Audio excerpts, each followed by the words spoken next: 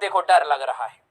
देखो यार मैं पहले उनके लिए बात करूंगा जो अपने लिए मेहनत करना चाहते हैं, ठीक है, फिर उनके लिए बात करूंगा जो नहीं करना चाहते।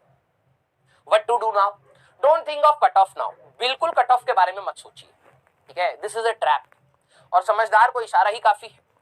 जो बच्चा इसमें है कि यार मेरा एडवांस हो गया है, मैं एडवांस की तैयारी करूं या जेईई मेंस की तैयारी करूं, आप दोनों की तैयारी करेंगे, कोई इफ एंड बट नहीं है। सेकेंड अटेम्प्ट के बाद आप प्रॉपरली एडवांस में अच्छे क्वेश्चंस की, भले टाइम लगे, देखो एडवांस की प्रिपरेशन और जेईई मेंस की प्रिपरेशन भी मैं आपको बता देता हूं, कई बच्चों को मिसकंसेप्शन होता है, ठीक है, और ये मिसकंसेप्शन मार्केट में चल रहा है, इसीलिए बच्चों को स्ट्रेस भी होता है।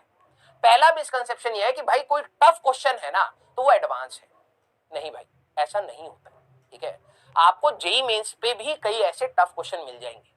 आपके एडवांस के एनालिसिस क्या है कि टू द बेसिक्स आपको पूछा जा रहा है, मिक्सचर ऑफ द कंसेप्ट्स आपसे पूछे जा रहे हैं, और मिक्सचर ऑफ द कंसेप्ट्स भी आपके सिलेबस रेलिवेंट है। आप ओलंपियाड का एक टफ क्वेश्चन उठा करके कहते हैं भाई ये तो एडवांस के सारे क्वेश्चन हो गए, नहीं है भाई, ओलंपियाड का लेवल अलग है, जेईई एडवांस का लेवल अलग है, जेईई मेंस का लेवल अलग है। आप सिर्फ ये नहीं सोचेंगे यार कि मैं टफ क्वेश्चन लगा रहा हूं तो मेरी एडवांस की तैयारी हो रही है, नहीं भैया, आप अपने क्वेश्चन को बेसिक हर फ्रंट पर से उठा सकते हैं, या जो मॉडिफिकेशंस क्वेश्चंस में हो रही हैं उनको आप समझ पा रहे हैं कि यार इसके वेरिएशन से ये इंपैक्ट होता है, ये इक्वेशन लिख पाऊंगा या नहीं लिख पाऊंगा। जब आप ये चीजें सोच रहे हैं तो आप कहीं ना कहीं एडवांस की तैयारी कर रहे हैं। जेईई मेंस में इतनी एनालिसिस नहीं है, जेईई मेंस में आपके क्वेश्चन टू द पॉइंट आ रहे हैं, डायरेक्ट आ रहे हैं, ठीक है।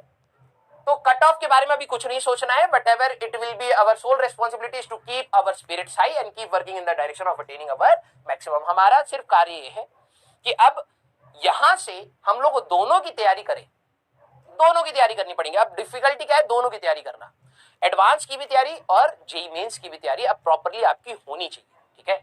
ऑल्दो हम लोगों ने बैचेस में भी एडवांस पढ़ा है, लेकिन अब क्वेश्चंस का भी तरीका आपको दिखेगा different. Don't think of marks and cut off now, best time table is no time waste. अब कई बच्चे कहेंगे सर मेरे को टाइम टेबल क्या फॉलो करना चाहिए, है ना, तो आपका जो टाइम टेबल है वो सीधी बात ये है, जिस बच्चे ने ये टाइम टेबल फॉलो कर लिया उसका कुछ ना कुछ कल्याण हो जाएगा। मैं ये नहीं कह रहा सिलेक्शन हो जाएगा, वो आईटी में चला जाएगा, बॉम्बे सीएस, कुछ नहीं भाई, ना जॉब ना कुछ, आप अपने को एक अच्छे लेवल पर पाएंगे, बस इतनी सी बात है।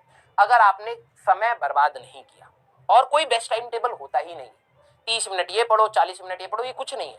अगर आपकी कैपेसिटी अच्छी है, आप ग्रेस्पिंग पावर अच्छी है, आप अगर 5 घंटे में वो चीज पढ़ पा रहे हो जो 12 घंटे की है, तो आप क्यों पढ़ोगे भाई 12 घंटे, आप खेलो, आप रेस्ट करो, आप अपनी फैमिली का टाइम स्पेंड करो, कोई दिक्कत नहीं है। आपको बस समय वेस्ट नहीं करना है। अब ये बात जो मैंने बोल दी है सर, ये लाइन तो एक बहुत सिंपल सी लाइन है, लेकिन सर समय तो वेस्ट होता ही है, तो मिनिमाइज करने का एटीट्यूड आपको